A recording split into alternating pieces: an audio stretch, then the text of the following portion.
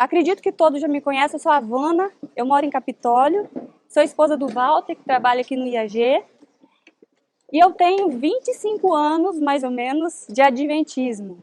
E de lá para cá, tem sido uma caminhada. E Deus tem tanta misericórdia, tanto amor, que Ele tem, aos poucos, me mostrado. Dá uma luz, e depois dá uma outra luz, e assim vai. E há alguns anos atrás, Deus me deu essa luz do humor. Então, aproximadamente, tem 5 anos que eu tenho trilhado neste caminho. E eu ainda não consegui mudar o meu humor, porque é uma caminhada. Então, antigamente eu dava risadas estridentes, falava aquilo que vinha à boca, mas Deus me deu esse privilégio de conhecer a palavra dele. Eu falei para vocês do convite do irmão Daniel, e quando ele falou, eu achei maravilhoso. Eu falei, meu Deus, isso aqui é uma reforma, a gente precisa reformar. Como Deus tem falado das vestes, tem falado da alimentação, eu não sabia do humor. E é importante o humor, a gente precisa mudar o nosso humor.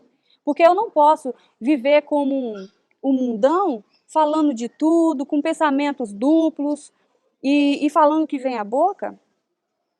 Não tem nada a ver com Cristo. Não tem nada a ver. Porque eu não tenho que viver a vida de Cristo? Eu tenho que viver o testemunho de Cristo. Mas da forma que eu quero, da maneira que eu falo, eu não vivo. As pessoas vão até me evitar. Olha, eu não gosto dessas piadinhas. Então as pessoas vão me evitar, não vão me levar a sério. Portanto, é muito importante o nosso humor, a nossa forma, né, de estar falando. Uma das coisas que me fez mudar foi um dia, uma pessoa de uma outra denominação chegou para a gente e falou assim, realmente brincadeiras, Deus abomina. Está escrito, é o primeiro slide, está escrito em Provérbios capítulo 26, 18 e 19, que fala assim, como o louco que solta faíscas, flechas e mortandades, assim é o homem que engana o seu próximo e diz, fiz isso por brincadeira. Eu sempre fiz isso, irmão, sempre. Aí brincava, é brincadeira. Falava as coisas, mesmo por mentirinha. Não sei se aqui tem pessoas que fazia, eu acredito, ou ainda faz, festa surpresa e mente, né? Mas é uma mentirinha, não é de verdade. É só para tapear ali para a pessoa chegar até o momento. Festa de aniversário, eu já fiz muito isso. Muito. Só que Deus fala assim no próximo slide, de toda palavra ociosa são palavras que não edificam, que os homens disserem hão de dar conta no dia do juízo. Mateus 12, 36. Então, nós temos que tomar cuidado com as nossas palavras.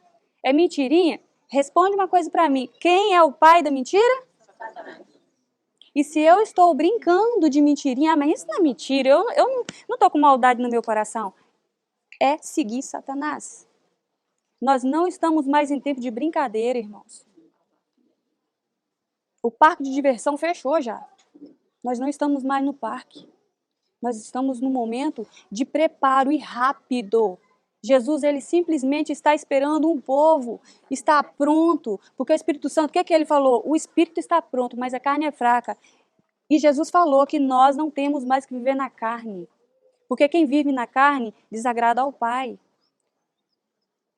Nosso Salvador era profundamente sério e intensamente zeloso, mas nunca sombrio ou a vida dos que o imitam deve ser plena e fervorosos propósitos. Eles exibirão um profundo senso de responsabilidade, não darão lugar à leviandade, nem à alegria espalhafatosa, nem às grosserias. É a religião de Jesus que proporciona a perfeita paz. Ela não apaga a luz da alegria, não restringe o entusiasmo, nem oculta um riso radiante e sorridente. Cristo não veio para ser servido, mas para servir. Quando o seu amor está entronizado em nosso coração, seguimos o seu exemplo. Então, se eu ainda não sigo esse exemplo, é porque o amor de Cristo ainda não está em meu coração. Ali fala que nós temos que ser sérios com este assunto. Oi? Isso está em Caminho a Cristo 37.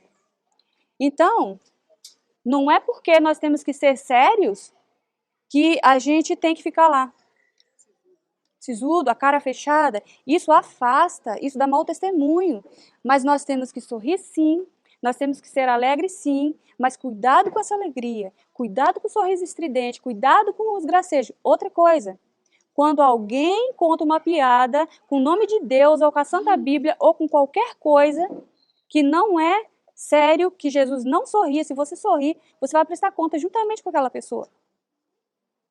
Se a gente disser uma coisa que não está de acordo com a vontade de Deus, a gente tem que prestar contas. Porque lá em Mateus fala que nós vamos prestar conta. As nossas palavras, nós vamos prestar conta de cada coisa no último dia. Aquele a quem Deus tem na conta de um cidadão de Sião é o que fala verazmente, segundo seu coração, não difama com a língua, nem aceita nenhuma afronta contra o seu próximo. Isso está em Salmos 15, 2 e 3.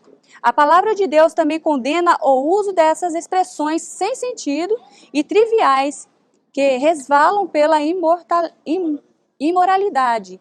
Condena os falsos cumprimentos, as evasivas da verdade, os exageros, a falsidade no comércio, coisas essas vulgares na sociedade e no mundo social. Seja, porém, o vosso falar sim, sim, não, não. Se for sim, é sim, se for não, é não. O que passar disso vem do inimigo, é procedência maligna. Mateus 5, 37. Outra coisa aqui, nós exageramos. Gente, eu estou morrendo de fome. Tá morrendo mesmo? Tá certo falar isso? Não tá certo. Gente, estou com muita fome, com muita fome. Então, a gente tem que tomar alguns cuidados com esses exageros, porque isso são procedências do maligno. Na realidade, queridos, nós viemos de uma cultura. Eu sou, antes de ser adventista, eu fui católica e não tive acompanhamento dos meus pais. Então, assim, eu vim seguindo, né, o fluxo, até me deparar com a verdade. Agora, para desfazer o que já está feito, tem que ter muita perseverança. Eu preciso alvejar o meu ser no sangue do Cordeiro. E vocês estão convidados também para alvejar o ser de vocês no sangue do Cordeiro. Não é fácil, é uma vida. Apropriar do poder que é em Cristo Jesus. Ele nos deu, ele nos disponibilizou esse poder. Cristo não recusava associar-se aos outros em amistoso intercâmbio. Quando convidado a uma festa por um fariseu ou publicano, aceitava o convite. Nessas ocasiões, toda palavra por ele emitida era um cheiro de vida para a vida a seus ouvintes, pois tornava a hora do jantar ocasião de comunicar muitas lições preciosas adequadas à necessidade deles. Assim, ensinava Cristo a seus discípulos a maneira de se conduzirem quando em companhia dos não religiosos, da mesma maneira que ao estar com os que o eram. Pelo próprio exemplo, ensinava-lhes que, ao assistirem a qualquer reunião pública, sua conversação não precisava ser do caráter daquela a que geralmente se entregava às pessoas em tais ocasiões. Explicando, falando aqui que Jesus, ele não recusava o convite de um fariseu publicano, que as pessoas não queriam, né, o convívio do fariseu publicano, mas ele aproveitava essa oportunidade para lhe falar. E quando ele falava, as palavras de Cristo eram um cheiro de vida para a vida. E aqui ele aproveitava essas oportunidades para ensinar os seus discípulos também a se comportar com pessoas que não eram religiosas e também com pessoas que são religiosas. Então isso quer dizer que nós temos que ter um compromisso, uma responsabilidade, mesmo com pessoas da mesma fé. Interessante, queridos, que quando nós estamos lá em Capitólio, é muito gostoso. Lá a gente fala a mesma língua, a gente pensa igual, a gente quer ter ali o mesmo espírito. Mas no dia de sábado, Jesus diz o quê? Que as nossas próprias conversas não podem ser faladas. Então, quando o irmão, sempre a gente almoça junto e eu termino a oração, a gente fala, olha, vamos ajudar um ao outro. Quando um falar alguma coisa, com carinho, a gente desvia e fala de alguma coisa da Bíblia, um para ajudar o outro, não com maldade, e que ninguém também se sinta mal, né? E assim a gente tem tentado ajudar um ao outro. Porque se deixar, a gente vai longe, a gente acaba, né? Mas se a gente fala a mesma língua, o mesmo idioma, né? Que é espiritual, então um tem que ajudar o outro. Porque é gostoso a gente saber que tem apoio, né? Agora eu vou falar um pouquinho do humor de Cristo. Cristo era calmo. Eu estou pedindo a Deus que me dê calma aqui. Que Deus me ajude a falar com calma, porque eu sou bem estridente também no falar. E fiquei super nervosa com tudo isso, mas Deus está me dando calma, como Cristo. Ele era abnegado, amável, alegre, bondoso e sempre obediente. Evitava ostentação, mas era firme aos princípios como uma rocha. Ele era firme nos princípios. E foi fazer guerra ao remanescente da sua semente, que guarda os mandamentos de Deus e tem o testemunho de Jesus. Eu coloquei essa passagem aqui para mostrar para vocês que o inverso, né? Se Cristo era dessa forma, o seu remanescente também tem que ser. Esse remanescente, como dizem, né? O Evangelho, a terceira mensagem angélica, ela é em testemunho. Que testemunho é esse, gente? É o testemunho, a vida de Cristo. Se nós vivermos a vida de Cristo, o exemplo de Cristo, nós estaremos encaixados nisso aqui em Apocalipse 12, 17. Que nós guardamos os mandamentos de Deus com zelo, com amor, e não porque tem que guardar, e vamos tomar certos cuidados em nossa vida para que nós possamos viver a vida e o testemunho de Jesus. Agora, eu vou falar do humor de Ellen White. O humor de Ellen White. Ellen White, quem era Ellen White? Uma pessoa como eu e você, que aceitou o chamado de Deus, não é? E ela tinha humor, ela era sempre séria, carrancuda, não brincava com ninguém, não falava nada com ninguém, não. Ellen White, ela contou que um de seus cavalos se chamava Dolly, uma égua que parecia alérgica a trabalho. Ela não gostava de trabalhar. E ela ficava olhando as montanhas e colinas, assim, né? Como se fosse um turista contemplando a paisagem. Eu até imagino essa égua, né? Se querer trabalhar disfarçando. Então ela tinha humor também, mas um humor saudável. Outro humor, ela fala da viagem do barco. Diz que ela fez uma viagem e depois, a hora que ela desceu do barco, ela estava com seus pertences e andava. Só que ainda estava com aquele negócio do barco e ela dava passadas assim. E as pessoas que olhavam para ela, com certeza estavam pensando que ela estava bêbada, né? Como se estivesse bêbada. Uhum. E o nosso humor, o humor do cristão. Então eu falei do humor de Cristo, como que seria o humor de Cristo, o humor de Ellen White, e agora eu vou pegar um pouco pesado no nosso humor, que eu já até dei uma pincelada. Aqui fala assim, ó, qual é o objetivo do ministério? É misturar o cômico com o religioso? Não. O teatro é o lugar disso, o teatro, não o religioso, né? Caso Cristo esteja formado no interior, caso a verdade, com seu poder santificador, seja introduzido no santuário interior da alma, não tereis homens foliões, nem também homens azedos, mal-humorados e rudes, para ensinarem as preciosas lições de Cristo às almas que perecem. Então, nos púlpitos, queridos, não tem que ter isso, não tem que ter gracejo, não tem que ter nada disso. Porque o lugar disso é na onde? No teatro. Um só modelo é dado aos jovens, mas como a vida deles se compara com a vida de Cristo, como que a vida dos jovens se compara com a de Cristo? Sinto-me alarmada ao testemunhar por toda parte a frivolidade de jovens, rapazes e moças que professam crer na verdade. Parece que Deus não está em suas cogitações. Tem a mente cheia de tolices. Sua conversa não passa de um falar vazio, frívolo. Tem ouvido agudo para a música e Satanás sabe que órgão estimular para animar, cativar e encantar a mente, de modo que Cristo não seja desejado. falta o anseio espiritual do coração em busca de conhecimento divino e de crescimento na graça. Então Deus também fala para os jovens que tem um modelo. Qual que é o modelo dos jovens? É o modelo de Cristo. Ah, mas Cristo tinha 33 anos, mas Cristo não foi jovem? Cristo foi jovem, Cristo foi pré-adolescente, Cristo foi criança e Cristo foi bebê. Então, o mesmo exemplo de Cristo é para as crianças, é para os jovens, é para os adultos, para todos nós. Cristo é Cristo. É um fato alarmante como o amor do mundo predomina na mente dos jovens.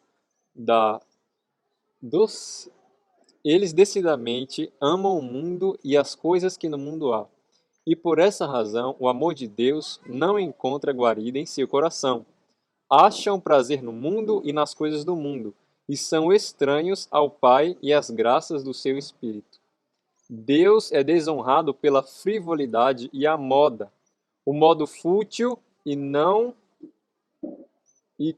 caracterizam em geral a vida da juventude. Paulo fala aos jovens, não sei se vocês escutaram aí o que ele leu, mas Paulo agora está falando aos jovens que leve a sério o cristianismo, que tome cuidado, né? Porque não fica com essa frivolidade, porque isso desonra a Deus. Aqui vai falar agora de pessoas que têm seu ministério, que trabalham com livros, com publicações.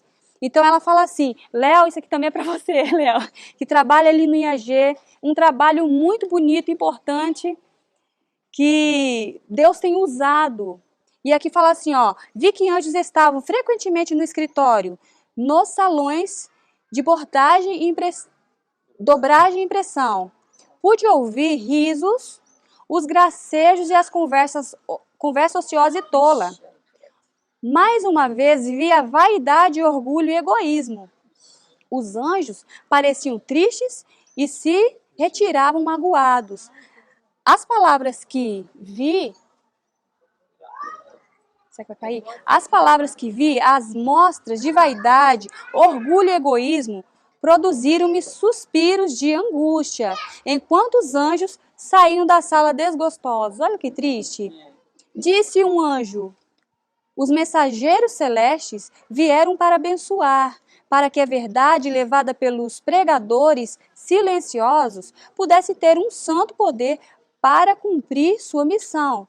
Mas os que estavam empenhados nessa obra estavam tão distantes de Deus, possuíam tão pouco do divino e se achavam tão conformados com o espírito mundano que os poderes das trevas os controlavam, insensibilizando-os às impressões divinas. Então, as coisas de Deus eram para ter mais seriedade e eles lá, nas suas brincadeiras, os anjos de Deus não abençoavam e foram embora. Se você for lavar um banheiro da igreja, lave com amor, porque você está sendo usado na obra de Deus. Se for para você catar o lixo do banheiro ou limpar o esgoto do banheiro, faça com amor, porque Deus está te capacitando.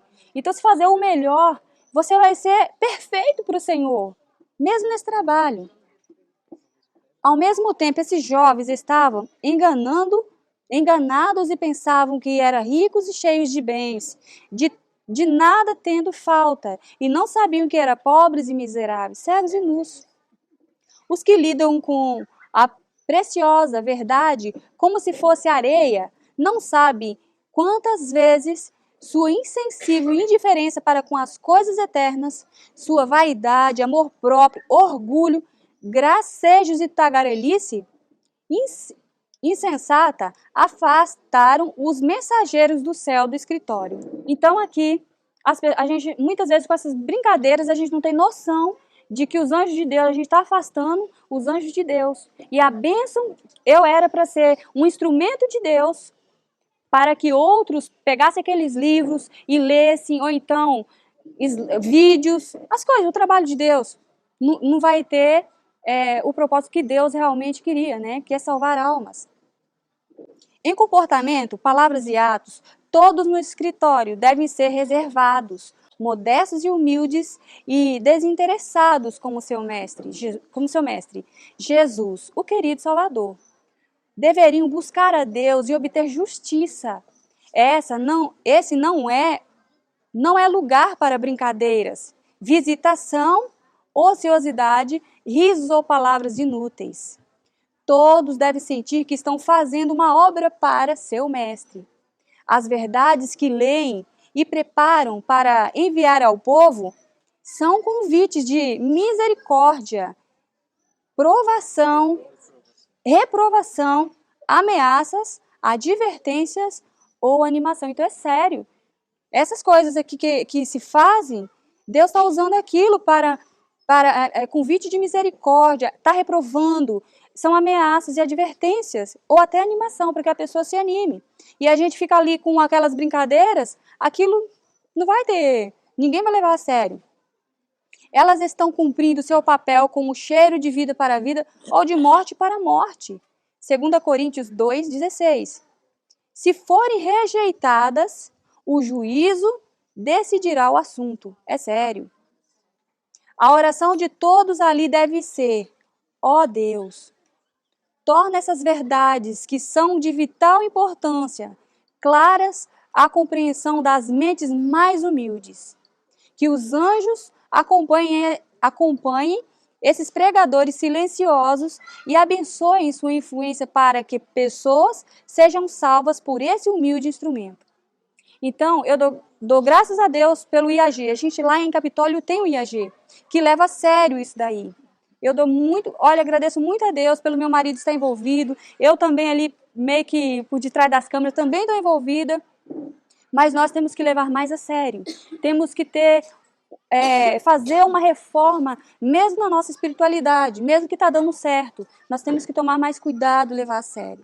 Eu falo uma coisa, muitos vão estar assistindo, ou vocês mesmos aqui, sentados, assistindo a essa palestra, muitos de vocês falam assim, eu preciso disso também.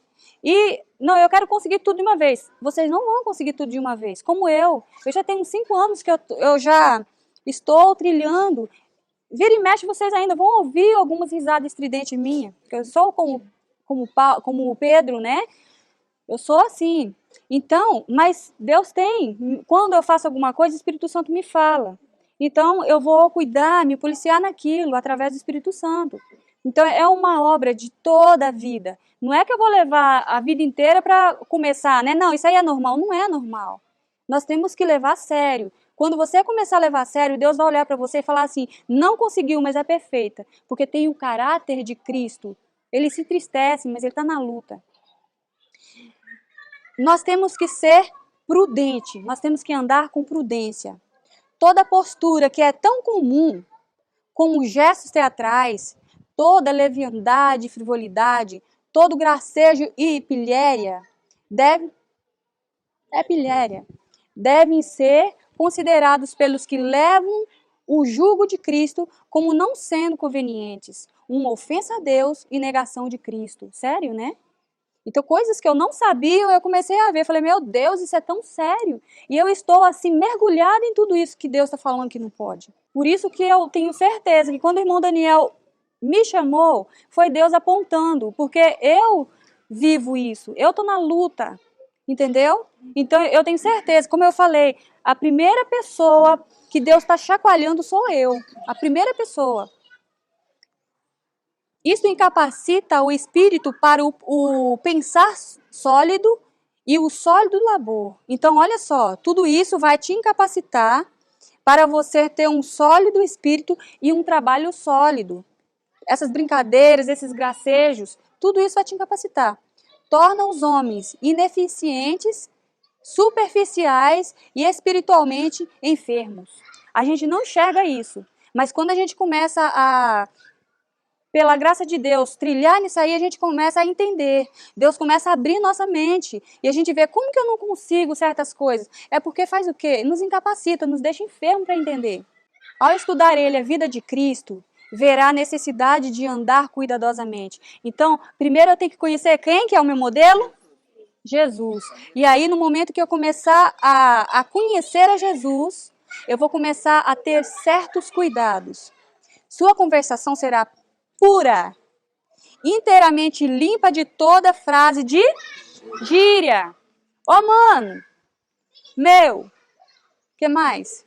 Outras coisas que bacana, Então, é bom a gente falar isso, porque muitos irmãos que vão assistir falam, mas eu falo isso, e eu não sabia que isso é gíria. É gíria, irmãos. Tem pastor que fala. Outra coisa, irmão, que eu ainda falo, mas na hora que eu falo, eu falei, meu Deus, me perdoe. Eu vou me ferrar com isso. Ou então, eu vou me lascar. Gente, essas palavras não se devem. Eu estou falando aqui, pedindo licença para falar, porque é um exemplo que eu estou dando. Porque se alguém fala, começa a orar, se policiar contra essas palavras. Então, eu vou me dar mal. Troca. Eu vou me dar mal se eu fizer isso. É melhor, né? Mas ali, irmão, quando falou assim que Cristo ele aceitava o convite dos fariseus e publicanos para ensinar como está com os da igreja e os não da igreja. Isso aí é um exemplo para nós. Então, e ali fala também que ele não mudava seus princípios. Esse tem que ser a nossa vida, essa tem que ser... É a luta. As verdades devem ser revestidas de linguagem casta e cheia de dignidade. E as suas ilustrações devem ser de caráter semelhante. O dom da palavra... Gente, lembra que eu li ali no começo que fala assim, que nós vamos dar conta de toda a palavra? O dom da palavra. Então, o meu falar é para quê? Para edificar. Então, é um dom. Todos nós temos um dom de falar. Entendeu? O dom da palavra é um talento que deve ser cultivado acuradamente. Dom, um talento que deve ser acurado. O que é acurado? Cortando, aprimorado, cortando as arestas, né? Cuidadosamente, é isso? Acuradamente. De todos os dons que recebemos de Deus, nenhum é capaz de se tornar maior bênção que esse dom da fala. Quando Jesus falou assim, ide, ensinai, fazer discípulos, você vai fazer o quê? Vai usar mais a fala. Se você não usar a fala, fique calado, só viva. Se você fala assim, Senhor, eu sou pior que Moisés. Como que eu vou fazer, Senhor? Então viva, queridos, viva. Evita a fala, porque se eu for falar e vou botar tudo por água abaixo, fica quietinho, só viva. Ou então distribua os livros, né? Olha, tá aqui. Os vídeos dos irmãos que é usado pelo Espírito Santo. Olha, eu vou te mandar um vídeo. Então o vídeo fala. O dom da palavra é com a voz, né? Com a voz convencemos e persuadimos, é isso? Com ela elevamos corações e louvores a Deus e também falamos a outros do amor do Redentor. Que importância tem, pois, que seja bem educada a fim de tornar-se mais eficaz para o bem. Eu conheço um irmão, ele mora em Capitólio. Esse irmão põe as palavras no lugar certo, ele fala calmo e é educado, põe as palavras no seu lugar. E eu fiquei assim, gente, que bênção, isso é um dom. E aí uma pessoa que não é da nossa igreja, ele sempre trabalha com venda de... eu sei de um sítio para vender, ou então para alugar, eu vou ajudar o irmão. E aí ele falou com essa pessoa. E aí essa pessoa falou assim, eu quero conhecer este irmão, essa pessoa. O nome dele é o Douglas, né? Todo mundo já deve saber, o Douglas. Eu quero conhecer esse Douglas. Chegou lá, conheceu o Douglas e viu as crianças do Douglas e ficou encantada. Tipo, isso existe? Existe. E esse dom está disponível para mim e para você. Amém? Amém. Que pode o ministro fazer sem Jesus? Verdadeiramente nada. Então, se ele é um homem frívolo, brincalhão, não está preparado para cumprir o dever sobre ele posto pelo Senhor. Sem mim, diz Cristo, nada podeis fazer. Isso aqui, irmãos, a gente vê. Quando a gente for numa igreja adventista do sétimo dia, que a gente vê um pastor subindo no púlpito e falando com frivolidade, falando com brincadeiras, fazendo o povo rir, como se estivesse num circo, você deve fazer o quê? Irmã, dobre seu joelho e ore por ele, porque a porta da graça está aberta para ele. Eu não sou melhor que ele. Tudo bem, ele estudou mais do que eu, mas talvez ainda não assimilou. Não assimilou. Então dobra o joelho e fala, Espírito Santo, trabalhe com ele. Porque muitas vezes o orgulho não deixa entender, mas o Espírito Santo pode. Diz que a oração intercessória pode muita coisa. Agora é hora, irmãos, de clamar e gemer pelo pecado do povo de Deus. Não é hora da gente olhar e falar, eu, hein, e sair de perto. Não é hora, gente. O selo de Deus não será colocado sobre a fronte daqueles que não clamam e gemem pelo pecado do povo de Deus. Nós somos um. Nós não somos melhores. Nós estamos aqui no MV, sabe para quê? Nos fortalecer, para quando sair lá fora, no nosso meio, ou no meio de pessoas não adventistas, para a gente dar o nosso testemunho, com amor e humildade, assim como o nosso mestre. Eu não sou melhor que ninguém. Eu mereço. A única coisa que eu mereço, sabe o que é? Aquele que pecar, morrerá. A alma que pecar, essa morrerá. Então, se eu tenho direito a alguma coisa, é a morte. Eu vou cobrar a morte? Eu tenho que olhar a graça de Deus por mim. Eu tenho sabedoria, eu estudei mais, o Espírito Santo me fez assimilar, então eu tenho que fazer o quê? De repente é que ele não assimilou, mas se assimilou, o problema é dele com o Espírito Santo, eu não tenho que ter ele como um leproso. Então é Deus que é o juiz, o advogado. As palavras petulantes que lhe caem dos lábios, as frívolas anedotas, as palavras proferidas a fim de provocar o riso, são todas condenadas pela palavra de Deus e inteiramente fora de lugar na tribuna sagrada. Então, é a Vânia que está falando isso? Eu sou a carteira apenas. Eu só estou dando a mensagem, mas é Deus que está falando isso. No vídeo vai estar ali todas as passagens, irmãos, não se preocupem. O 19, gracejos, piadas, eu vivia com piadas, e conversas profanas pertencem ao mundo. Ao mundo.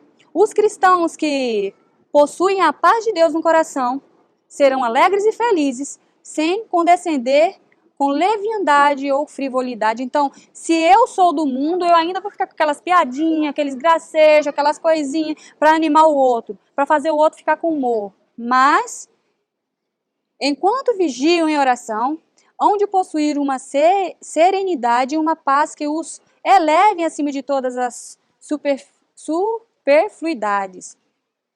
O ministério da piedade, desenvolvendo ao espírito do ministro de Cristo, erguê-lo-á acima dos divertimentos terrenos e sensuais.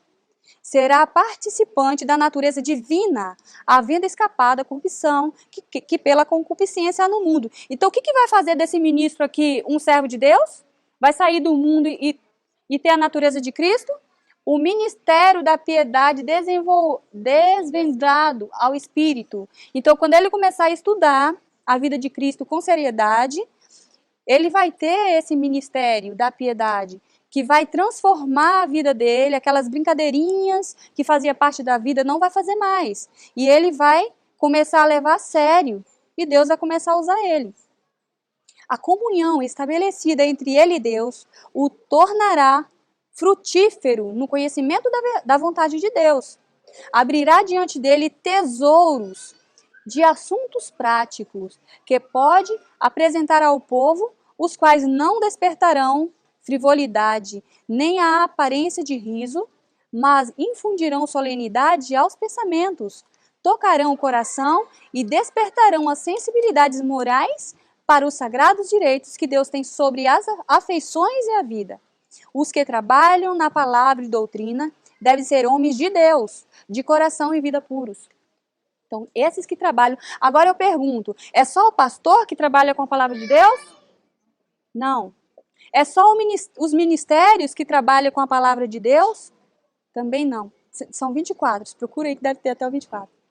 Nós, individualmente, Jesus falou que é para você ir pregar o evangelho, ir fazer discípulos. Então, essa responsabilidade não é só para o pastor ordenado, é dele também, maior dele. Mas se alguém está deixando a desejar, que nós possamos, com o Espírito de Cristo, estudar a vida de Cristo e viver a vida de Cristo. E ministrar dentro do nosso lar em primeiro lugar. Dentro do nosso lar. É o melhor lugar para a gente ministrar é lá. Porque quando as pessoas olharem para o teu lar e ver que tem filhos educados, esposa que trata bem a esposa que ama o esposo e é submissa ao esposo, que tem realmente Cristo dentro de casa, essas pessoas vão falar, isso não existe. Isso não existe, vocês são diferentes. Qual que é a diferença? Me dá receita. Aí você vai poder passar a receita, que é Cristo. Olha, eu faço culto familiar com a minha família. Eu ensino meus filhos. Eu repreendo meus filhos. Então, isso aí vai fazer muita diferença. Muita diferença. Seja, porém, o falar sim, quando for sim. Não, quando for não. Porque o que passa disso é de procedência maligna. Então, assim, irmãos, quantas vezes eu já disse sim. Ai, gente, uma mentira, só dizer sim. Você não quer não? É tão pequenininho, né? 3 letrinhas. É mentira. Então, se a gente fazer isso, a gente vai estar dando lugar. É um preguinho assim, ó, que a gente vai botar no nosso ser, na nossa alma, que o inimigo vai lá e põe o que ele quiser. E entre aqueles que zombavam de Cristo, pendente na cruz, encontravam-se personificados Satanás e seus anjos. Olha aqui, quando Cristo estava pendente na cruz, quem que estava ali personificando naquelas pessoas? Era Satanás.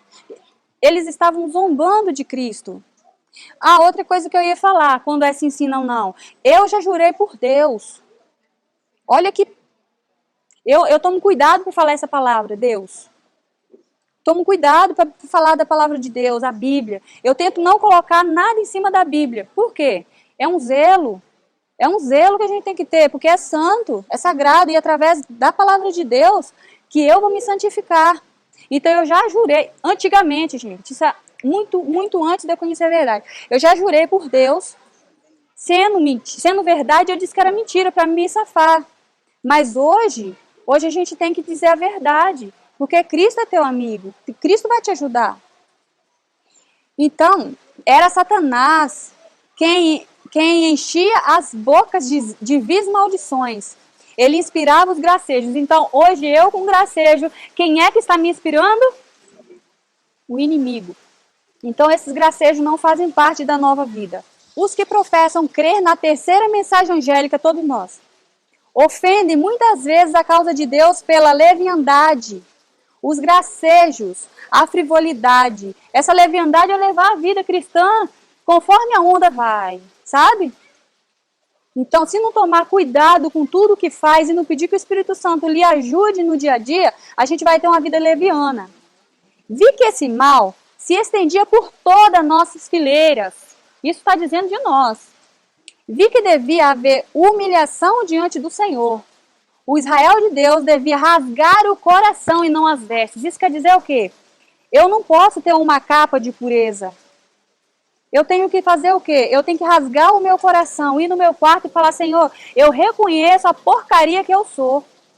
Eu reconheço que eu sou orgulhosa, que eu sou egoísta, que eu sou mentirosa, que eu vivo nessas brincadeiras, eu vivo pro meu eu. A gente tem que reconhecer, gente. Eu sei que o Senhor Jesus não é assim, mas eu não consigo. Me ajuda. Me ajuda nesse dia de hoje. Põe palavras na minha boca se for para eu falar. Se não for para eu falar, me dê o Espírito para eu me calar. Porque é um dom, gente. Nós temos que usar esse dom para edificação. Se tiver gente precisando de ajuda, de animação, que você leve uma palavra de conforto. Se tiver pessoas precisando de repreensão, dobre o seu joelho. Não julgue ele como se você estivesse lá em cima e ele embaixo. Trate de igual para igual. Eu sou humano também, estou aqui para orar com você. Deus, ele nos disponibilizou o poder. Você vai conseguir. Eu estou aqui para te ajudar. É assim que um cristão age. E olhei, e eis que estava o Cordeiro sobre o monte Sião, e com ele 144.000, que em suas testas tinha escrito o nome do seu pai. E o que eles tinham na boca? E na sua boca não se achou engano, porque são irrepreensíveis diante do trono de Deus. Irrepreensível quer dizer, não tem como ser repreendido. Por que isso aqui, ó, 144.000? Por que isso aqui é no futuro? Porque o servo de Deus não vai esperar para o futuro para se purificar. Ele vai começar a se purificar hoje. A verdade chegou para você. O que você vai fazer com essa verdade, irmãos? Você vai guardar? Não. Olha o Senhor. O Senhor vai te ajudar. O Senhor vai te animar. O Senhor vai te fazer um vaso escolhido de bênção. Porque Deus falou para Abraão, Abraão, você é tu uma bênção. Você é tu uma bênção. E Jesus também falou para os discípulos que não tinha nada a dar para aquela grande multidão. Jesus falou assim, ó, dá-lhe voz de comer. Eles tinham o quê? Nada. Então, o que eles fizeram? Jesus falou assim, o que vocês têm aí? Aí só tem uns pãezinhos, peixinhos. Traz. Jesus, nosso mestre, ele foi transformando aqueles pães e fazendo o quê? Toma, eu não falei que era para você dar? Dê lá para os outros. É nós hoje, somos nós hoje. Eu não tenho nada a dar, gente. Eu não tenho nada a dar para vocês. Eu sou pó e barro. Eu sou uma Havana. Na realidade, meu nome é Vanilda. Olha só que nome. Bonito não. Então, me apelidaram de Vânia, eu gostei demais. Meu nome é pequenininho, eu sou baixinha e eu gostei muito desse nome. Então, Deus, Ele transforma a gente. Ele transforma. Ele nos faz de vasos podres, quebrados, um novo vaso. E Jesus fala, dá-lhe voz de comer, por quê? Eu não tenho nada a doar, mas eu vou para a fonte. Eu pego da fonte e dou. Ser tu uma bênção. Deus ele vai usar cada um de vocês para que vocês possam ser uma bênção. Vocês que vierem a mim vão ser água jorrar para a vida eterna. Então eu sou fonte por quê? Porque eu estou ligada à fonte. E outros vêm a mim beber. Vão vir beber de mim. Mas sou eu que estou matando a sede? Eu estou pegando daquele, eu sou representante dele. A visão dada a Isaías representa... Isaías, vocês sabem a história de Isaías, que chegou ele teve aquele sonho, aquela visão, e ele estava todo sujo. Então a visão de Isaías representa a condição do povo de Deus nos últimos dias. Ao, pela fé, olharem ao Santo dos Santos e verem a obra de Cristo no santuário celestial, então nós temos que ver a obra de Cristo, nós temos que trabalhar juntos. Percebem que são povo de impuros lábios, povo cujos lábios muitas vezes proferiram vaidade e cujos talentos não foram santificados e empregados para a glória de Deus. Mas, está aqui o quê? Uma promessa que nós todos podemos agarrar. Mas, se humilharem diante de Deus, há para eles esperança. O arco da promessa está acima do trono, e a obra realizada por Isaías será neles efetuada. Sejam perfumadas as vossas palavras. Lembrai-vos de que sereis ou um cheiro de vida para a vida, ou de morte para a morte. Então, irmão, se você não for uma bênção, você vai ser uma maldição. Ou 8 ou 80. Ou bênção ou maldição. Ou você está com Cristo ajuntando, ou você está espalhando. Onde eu parei? Sejamos como flores perfumadas. Sejamos como flores perfumadas. Que o amor de Deus, de Cristo nos perfume a vida. Sejam vossas palavras quais maçãs de ouros em salvo de prata.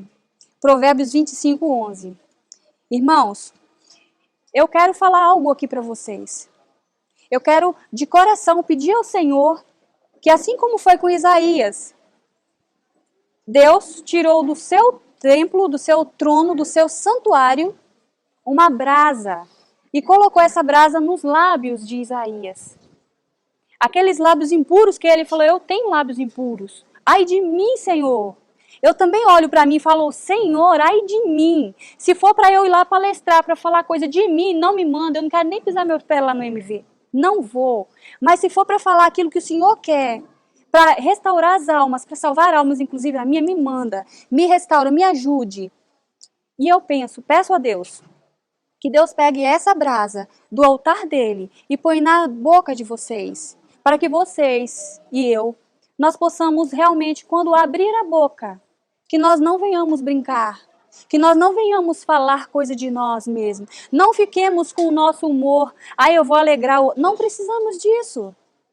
Que o Senhor põe na boca de vocês e na minha essa brasa, para que a partir de agora nós possamos ser uma bênção, nós possamos ser santificados e que nós venhamos estar juntos com o Cordeiro e que na nossa boca não ache engano, não ache mentira e que todos nós possamos ser irrepreensíveis diante de Deus. Amém. Vamos nos curvar perante esse Deus maravilhoso e vamos agradecê-lo pelo fim dessa palestra e pelo começo de uma nova vida. Senhor nosso Deus, mais uma vez, nós te agradecemos pelo fim dessa palestra e pelo começo também. Obrigada porque tudo tinha dado errado. Sabemos que o Senhor tem 1000 maneiras para solucionar um problema para os teus filhos. Sabemos que somos especiais, mas sabemos também que temos um chamado importante. Pai, muito obrigada, porque nós somos privilegiados, porque ouvimos a tua voz e falamos, Senhor, eu não posso, Senhor, quem sou eu? Eu não consigo. Mas o Senhor falou que ia capacitar o incapacitado. Muito obrigada, Senhor. Muito obrigada, porque mesmo assim deu tudo errado, mas eu pude ler no telão, as pessoas puderam também ver as passagens. Não fui eu mesma quem falei, mas o Senhor inspirou. Mas quero te pedir uma bênção especial por cada um que está assistindo, que está aqui de joelhos também. Quero te pedir, Pai, que o Senhor põe tua brasa do teu altar na nossa boca. Isso representa o teu Espírito. Que o teu Espírito fique conosco, Senhor. Que nos ajude, nos mostre onde nós estamos errando. Queime nosso coração e nossa mente quando estivermos no caminho errado. Que nós não venhamos te desagradar, Pai. Nós queremos fazer a tua vontade. Derrame tua bênção sobre este povo. Abençoe, cuide e que todos nós possamos sair daqui cheios do teu poder, para que nós possamos ter cheiro de vida para a vida, Senhor, e jamais ser usado por Satanás. Amém. Em nome e no poder de Jesus Cristo, nós te agradecemos e te pedimos. Amém, Senhor. Amém.